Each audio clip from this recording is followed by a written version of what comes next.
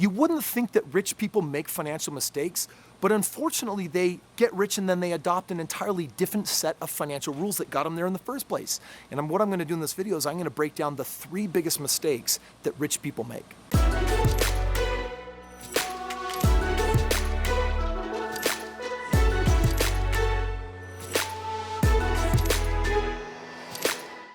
Bottom line, there are rules to creating wealth, but sometimes when we create the wealth, we break those rules and we make mistakes. In today's video, I want to talk about mistakes that rich people make.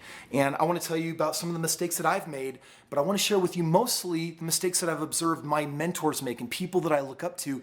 Because here's the deal. I actually want to learn not just from brilliant people that figured it out, but I want to learn from people that did it wrong. So good on you. Take your hand, pat yourself on the back and say, hey, I'm being smart. Because by the way, if you can learn from the mistakes that rich people make, then when you get there, then you won't be making them. So I think there's even more advantage for those that aren't rich yet to actually watching this video. But here's the mistakes that I perceive rich people making.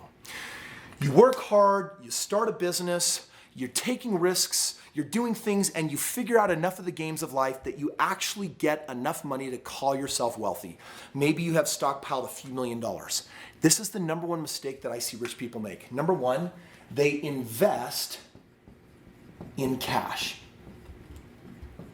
Now, by the way, for hedge fund managers like Ray Dalio, one of the most successful hedge fund managers of all time that has returned billions of dollars to his investors, he says that amongst hedge fund managers, cash is the most hated of all investments. You do not get rich by investing in cash. And here's what I mean by investing in cash.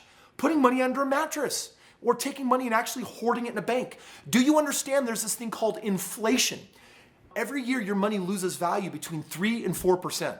That inflation means that on $1 million, you lose $30,000 to $40,000. If you hold on to $1 million in the bank over a decade, guess what you're gonna do? You're gonna lose more than 1/3 of the value. That's not how you got rich. So when you become rich, why would you start doing that? I get it. It's important to have money sitting in a sleep well at night account.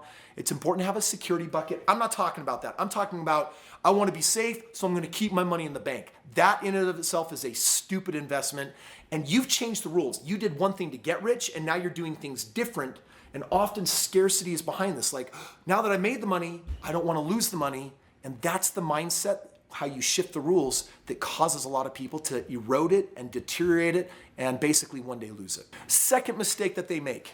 Now, this is going to burn some bridges. Hang tight. This one is buy things, I'm going to say it, cash. I own everything cash. Now, some of you are like, Kris, that's crazy. Are you telling me that you don't just pay for things cash? Friends, you don't get rich buying things cash. What you do is you become a good accumulator buying things cash. Now, by the way, that doesn't mean that you can't own things outright, but I want you to understand that there's some people that get psycho in here and they're like, I'm so afraid of debt. I'm so afraid of losing my money that I'm just gonna have everything paid off and I will have no peace of mind until it is. Listen, if you got rich, it's because you invested in a number of things that ended up growing a lot. And if you get the money and then you get to retirement and you stop doing that and you're like, now I'm just gonna have everything paid off and be all cash, that in and of itself is not the mistake. The mistake is if a mindset takes you over that says, it has to be this way, this is the only way to security, this is the only way to safety. Listen, that's a different set of rules that actually got you rich. Now, some of you are like, Kris, I really don't agree with you on that one, and I respect that. I'm just letting you know that if I were to buy a car cash, and it's a nice car, and it's $100,000, then it would be like, awesome, I get to drive this car for free. I mean, it's paid off, right? Friends, that $100,000 sitting in real estate earning 20% could easily have paid for that car and then had the asset continue growing. Those are the rules that created wealth for me. Why do I really want to change those rules?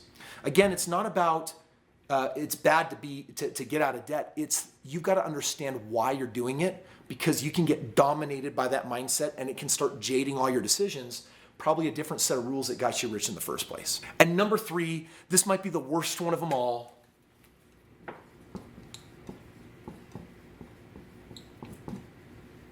They stop investing. They stop doing what got them where they wanted to go. Now listen, this is important. That doesn't mean that you can't become financially free and walk from your job and walk from those responsibilities. You, of course, can do those things.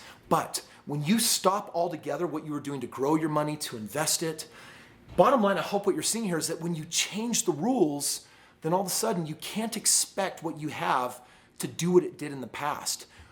To do what it did in the past required a different set of rules. What were those rules? How can you become more passive? How can you have more freedom, but maintain the rules that worked while minimizing your risk? This is not minimizing your risk. This is trying to eliminate your risk. And by eliminating all risk, you're taking the biggest risk. This is what I see, my friends, rich people making their mistakes on. They're investing in just having money sitting in the bank. They're buying things cash, and they stop investing altogether. Once you do that, unless you have a pile of money whose interest you can live off of, then your only other alternative then is you have to live on the principal, which means you're eating down your wealth and your riches, and someday it runs out.